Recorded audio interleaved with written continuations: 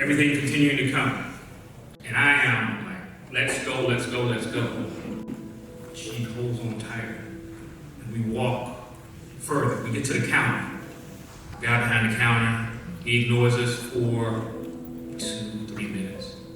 Then he immediately turns and he says, "Nigger, why are you in here? You hear everybody telling you to get out of here. Why are you here?"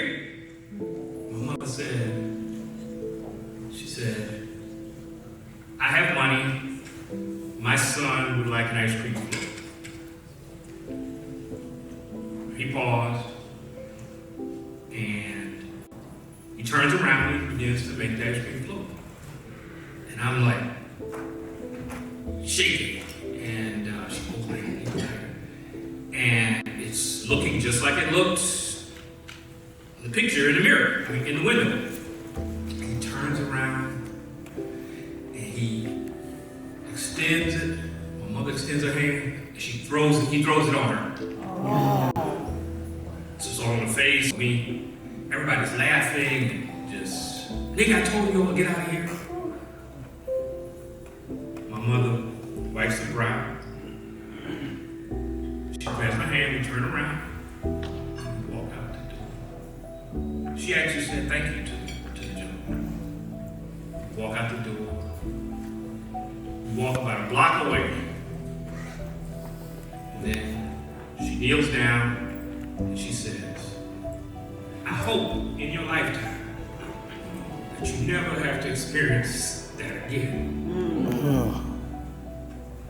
She says, "But I'm going to hold you responsible for changing the lives of children, families, and communities." I'm 6.5 years old, now I'm traumatized. And I get this far. And so I've been hope dealing ever since. Everybody else, please stand.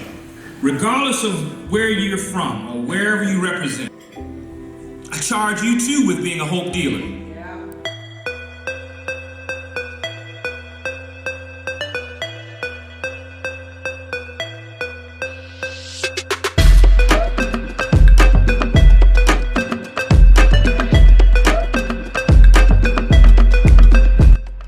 What kept you going? How do you continue to fight? I don't want to fight no more. I want to have an experience before I draw my last breath that says this is what freedom feels like. Yeah. And when I do that, I know that I'm doing it as a model for all of us.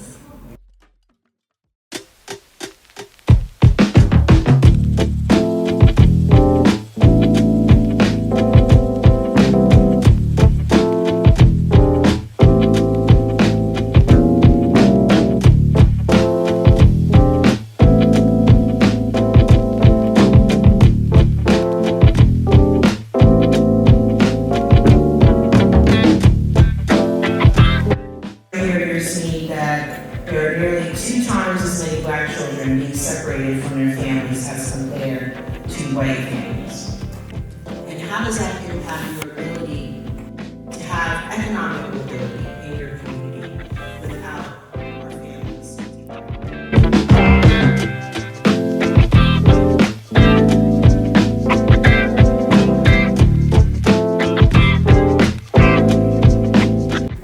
Black families do not abuse and neglect their children at a greater rate than anyone else.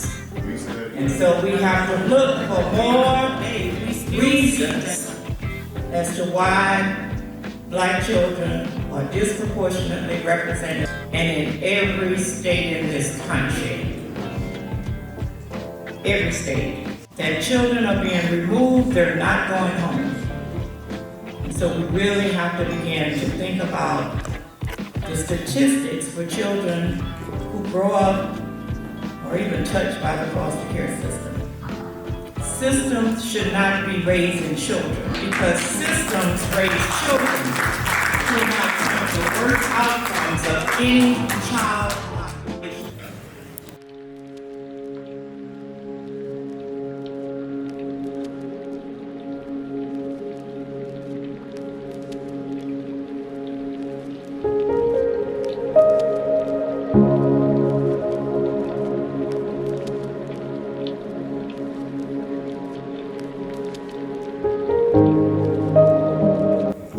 So just for a moment, this is a little unusual, y'all, but that's what we gonna do.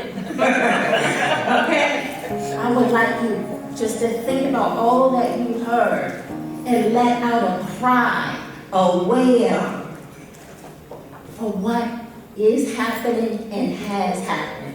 Now this might be unusual, but just feel it from the depths of your soul. What needs to come out? When they say, makes me wanna holler. So collectively, together, just for a moment, and let them all hear.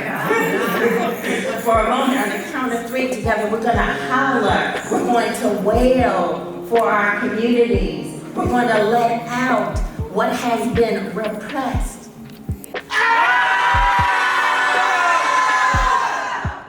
Notice what happens within your body.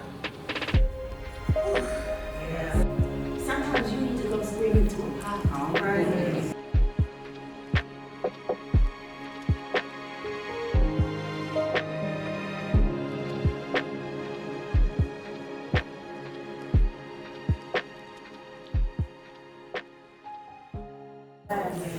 Wade in the water, children.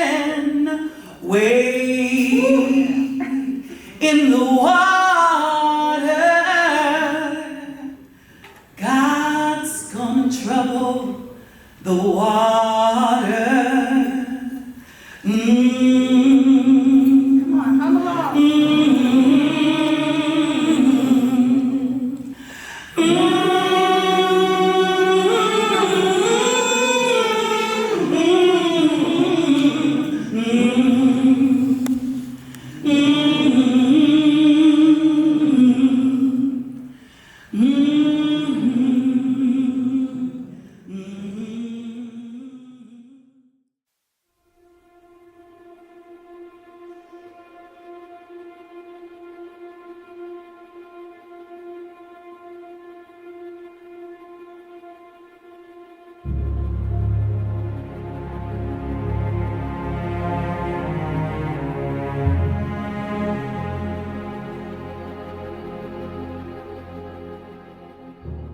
For 10 years, navigating the world that didn't reflect who I was. I was a black child in a lot of white families. I lived in homes where these families didn't understand me, and a lot of things happened to me. Some were supportive and some were not. Those experiences shaped my understanding of barriers of disproportionality that impacts black children. Well, also, I'm here to represent change for little boys and young black men, and I'm here to represent strength for fathers. My name's Iris. This is my first time.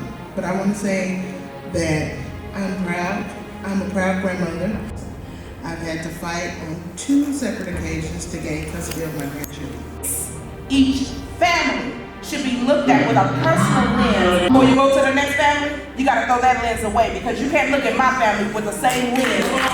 But couldn't locate me, and I've been on my own since then. How old are you?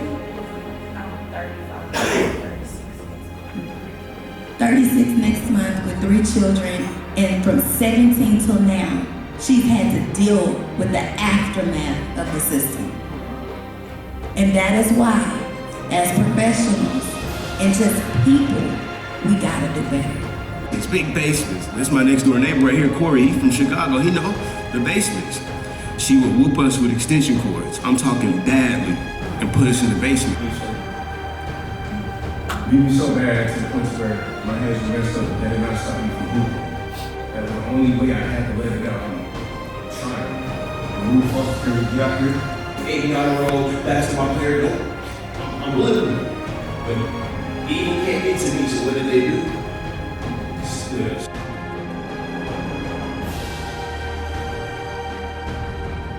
Data just a few moments ago was that many of them had come out of the foster care system.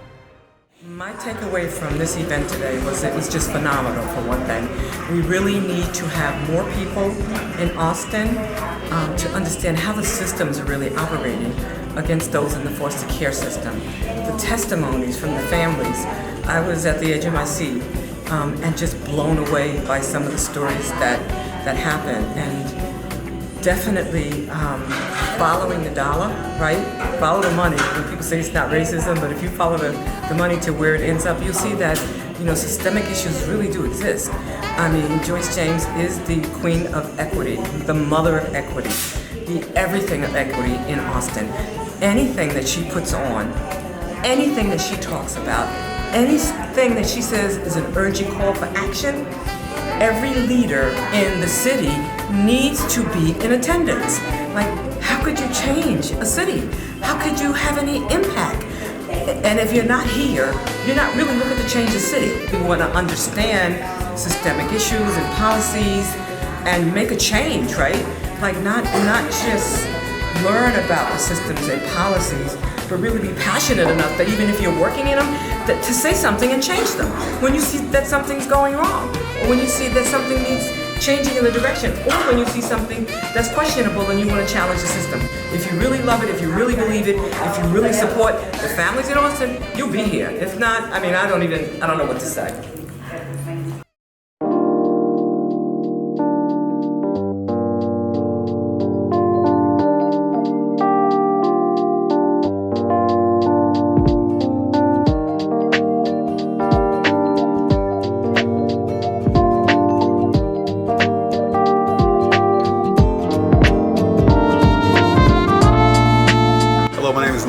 Pitts III. I'm honored to be here at this summit today. I'm very pleased to be the founder of Shining Light Consulting and to be serving as the Digital Inclusion Advisor for Saffron Trust Foundation. And having been the former chairman of the city's Community Technology and Telecommunications Commission, really being focused on equity for a very long time, going back to No Child Left Behind from a policy standpoint. So Sister Joyce's, Mama Joyce's focus on systems, intersectionality, and how to really get things done from a system perspective is what I'm all about. This is a place to be for change makers.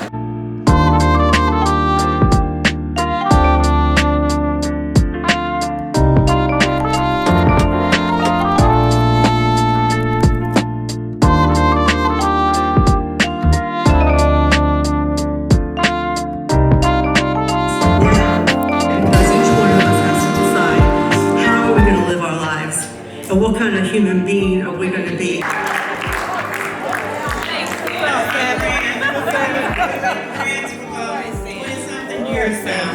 She's a New Yorker. Internalized racism. Right? So when we're doing our work, we're clear that this is not just about what white people do. That's right. We're very clear about that. And some of us need to get some more clarity around that, right? Because we've been socialized by systems based on the outcomes that exist for us in every helping system. Because the message that we receive when black people have the beating us up, we just have to understand whiteness and how it came to be, right? Because we could do a whole history lesson on how white is a new term and people became white and no one came to this country white and all of that kind of stuff, right? So we do that because we want that to create a space that allows us to come together in a way where no one feels like they're being called racist and no one feels like they have to be silent about their experiences with racism.